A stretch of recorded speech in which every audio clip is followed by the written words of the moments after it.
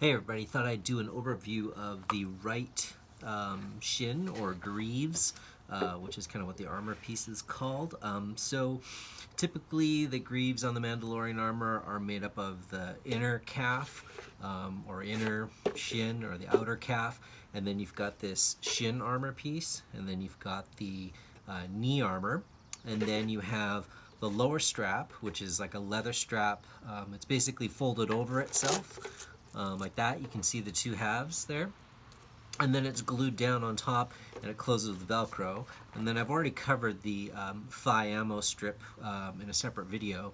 And now a few people build these or make these different ways. So one way of doing them, if you're 3D printing it, obviously, is you've got, generally speaking, if you're printing a PLA or PETG or ABS, you've got hard pieces on the left and right. You've got your shin armor and your knee armor.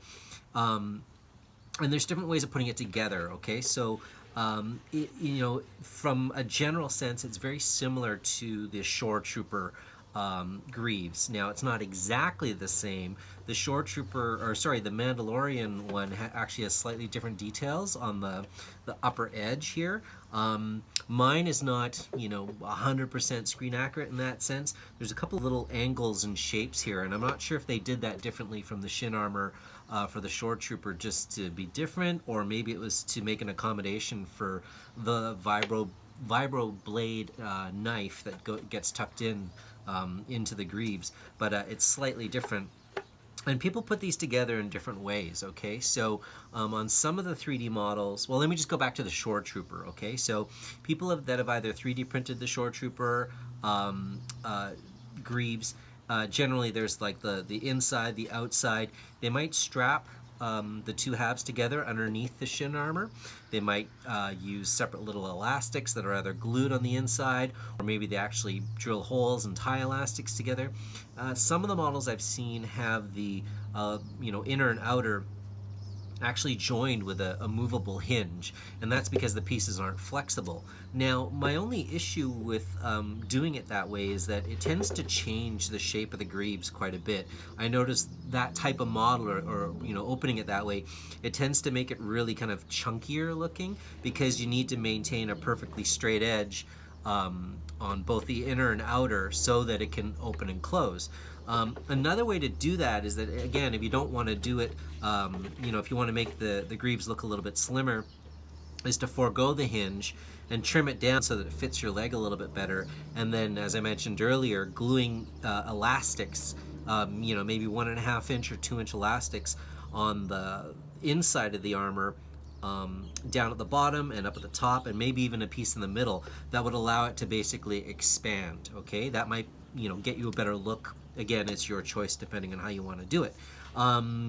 Another way that it could be done for Shore Troopers and for the Mandalorian is kind of what I've done here. I actually used an old Stormtrooper set of greaves, so I happen to have an inner and outer, and I built it the traditional kind of Stormtrooper way, where basically the two halves are butt joined together, and then there's about a thin kind of 1 inch piece of ABS glued on the front, so it's sanded, glued on the front with E6000, and then there's a couple of small pieces inside, also glued with E6000.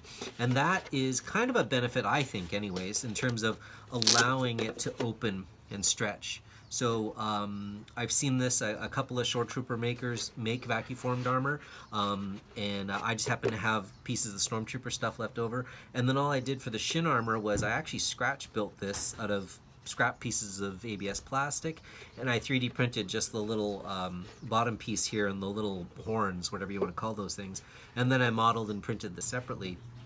And then what I did was I created kind of like a shim inside, and I glued the shin armor to the front cover strip, and that basically means that it's completely independent. If I open and close this, it doesn't, it's not going to crack, it's not going to affect the shin armor at all. It's all still going to stay separate and allows me to slip it on. So the benefit of having the vacuum armor is that you can stretch it. Okay, so I can just basically stretch it right over my leg. Okay, and then obviously I'm not wearing the boots, but this would just close up in the back. The cover strip in the back covers the seam, and then the thigh armor, or sorry, the thigh ammo strip is velcros on top like that, okay?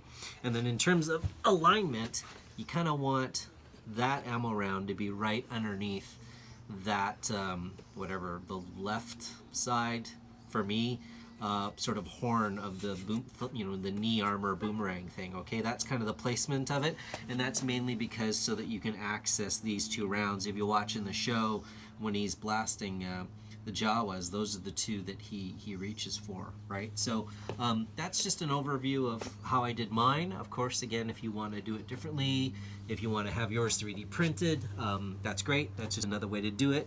I just found that this was a really easy way to do it because I had the pieces left over, and it's just easy on off, right? I could literally put it on in like 5 seconds. So I'm still going to be probably repainting this and weathering it. The brown is a little bit too light. I was kind of rushing for a convention, so I'll be painting it a darker brown and then doing some weathering and stuff like that all over. But hopefully that just gives you a better idea of how the armor goes together, and hope you find that helpful. Thanks.